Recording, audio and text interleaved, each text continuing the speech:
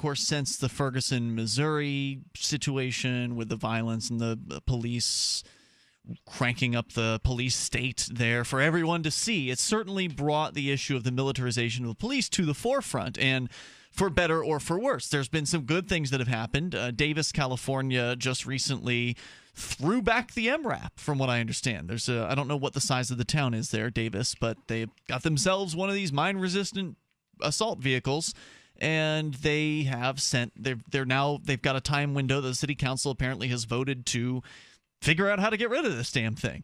So that's good news, right? Like, they're moving forward to try to at least have the appearance of demilitarizing their police force. In fact, I would love to be at that auction. yeah, I don't know how they're going to do it. I don't know if they're just going to return it or try to auction it. That presents some interesting challenges as to what do you do now that you've got this $300,000 vehicle, or I don't know how much the MRAPs are. I know it was $300,000 for the Bearcat that they have here in Keene, or close to it. So I don't know, maybe it's more for an MRAP. But either way, what the hell do you do with this thing? It could be fun to auction it, but some have suggested it might also be fun to have one of those bash up the car games. You know, have you ever been to the fair where you get the huge mallet or the sledgehammer and you give them like $5 or something like that, and they let you take 20 whacks at a car, like an old junk car or something like that? I have never personally done it, but it sounds wonderful. Yeah, like I'm sure it would be pretty difficult to do that to a Bearcat, considering it's armored, and I don't know how much of a dent you could make in these things. Put it on the range with a 50 cal and just sooner or later. So incendiary rounds. So I'm glad to see that happening. I'm glad to see that some people are at the very least pushing back. In fact, this I think is breaking news. I don't think the local press has broken this yet.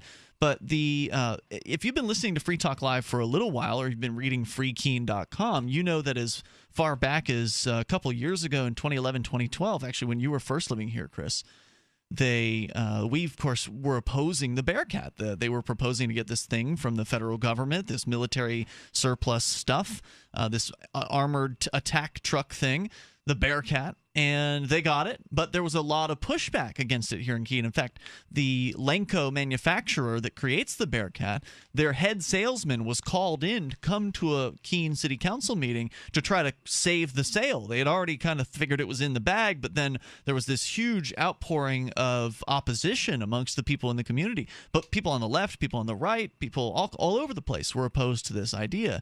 And the city meeting was packed. I mean, it was so packed, they had to turn people away. They said that the fire code was reached. They couldn't fit any more people in the room. They would have to let someone in when someone left. So they literally had people, police and firemen, down on the first floor of the city building, preventing people from going into this meeting at a certain point. So it was very, very popular, the idea of not having a Bearcat. Yeah, and as I remember the coverage, it didn't seem that there was very much in the way of support for this measure. It was just from the police. Yeah. The police supported it, and the former police supported it, and of course the city councilors ultimately went with what the police wanted and not what the people wanted. Well, if somebody wanted to give me a free Bearcat, I'd support it too. I don't mean, know if it's I'd an want the awesome toy, you know. I mean, gas mileage sucks. Yeah, the gas mileage has to stink in this thing. You can go get. I've looked on eBay. You can go get armored vehicles. They're there, and you can a lot get cheaper than a Bearcat. In some cases, you can get a running vehicle for less than $10,000. Like an old police vehicle. Yeah, a little police vehicle or an old armored truck where they delivered, money and that kind of thing. Oh yeah, one of those. I mean, that's essentially what most of these things are. I mean, really, it's deadly. If you took a rifle and you stick it out of one of the gun ports on these things, you're deadly in this, just like the police with their turret on top of the Bearcat. Oh, they got gun ports on the Bearcat too, but Indeed. they also have the turret on top. So anyway, my point being that there was this big pushback here in Keene, and now the very same city councilor who was the lone voice against the Bearcat, he has now put in a proposal that will be heard for the first time tomorrow night here in Keene to return the Bearcat.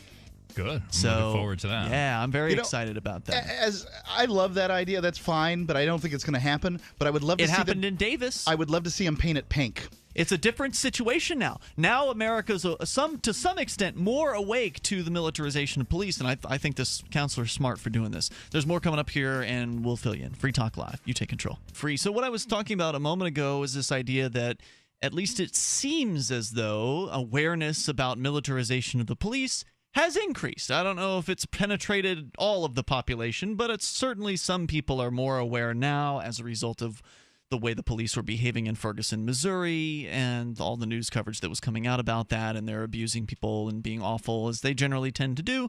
It's just that we've known about this stuff for years. The average person is usually pretty easily able to avoid this sort of news, but the Ferguson thing pushed it into the spotlight to some extent. I think, obviously it wasn't good what was happening there, but the exposure for the police state, I think, has done some good things, like Davis, California is now going to return the MRAP vehicle that their police department had. Keene, New Hampshire, now the very same city councilor who was the only person to oppose the Bearcat initially on the city council, who created his refusal to support this thing encourage the activists in the area, myself included, to go out there and petition and hit the streets and do activism surrounding this issue.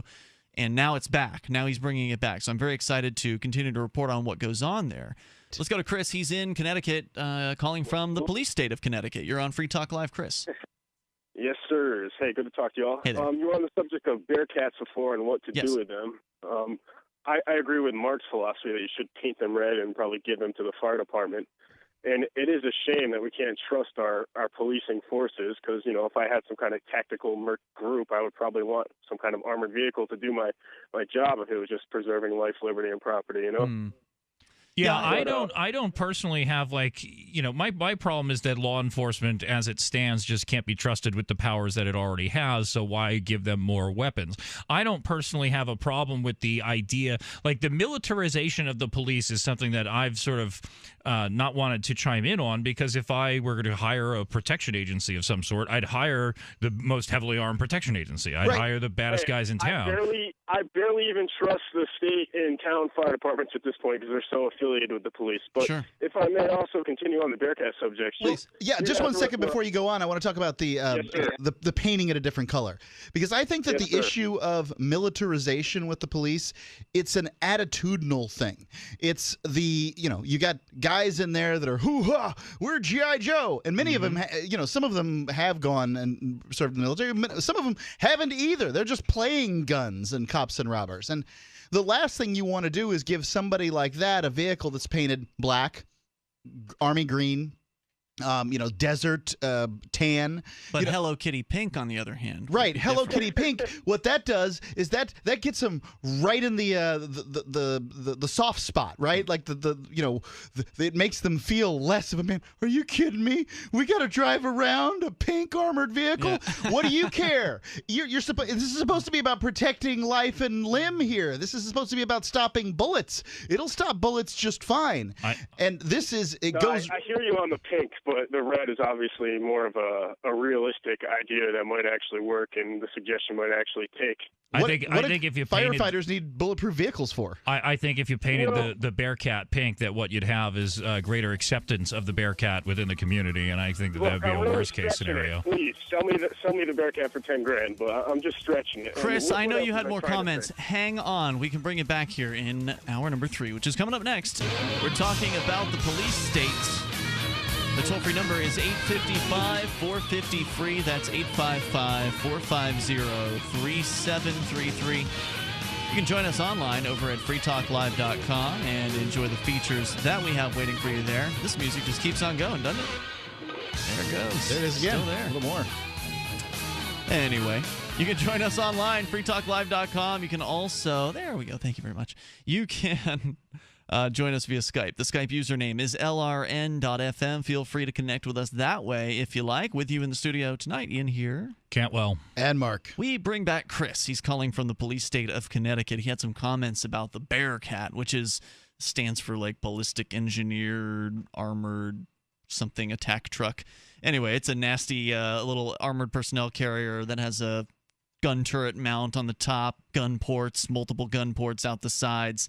Apparently, it's fairly vulnerable on the underside to mines and things like that, IEDs, etc., which is probably why they're now adding the MRAP, the mine-resistant armored personnel carrier, to various different police departments around the country.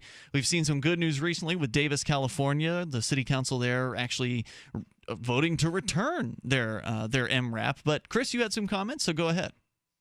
Well, certainly. It's great that you guys were kind of the first on the subject a couple of years ago, too, with that whole town council fiasco and the Elanco rep having to go up there. Yes. And there was a detail that you guys forgot to mention before, because I'm sure it's just so passé to you at this point, but your reps up there, your bureaucrat critters, they got caught on the hot mic saying in a giddy voice, "We're going to get ourselves a tank." I'm sure you remember that. Yep. That was classic. It's true. Beautifully classic. Where was I going with this? All right, I've actually called in a long time ago after that, too, because I had some Bearcat sightings down here, and I've had several since then, even including cops dressed up in green uniforms, just, I don't know, I guess out on SWAT calls and what have you.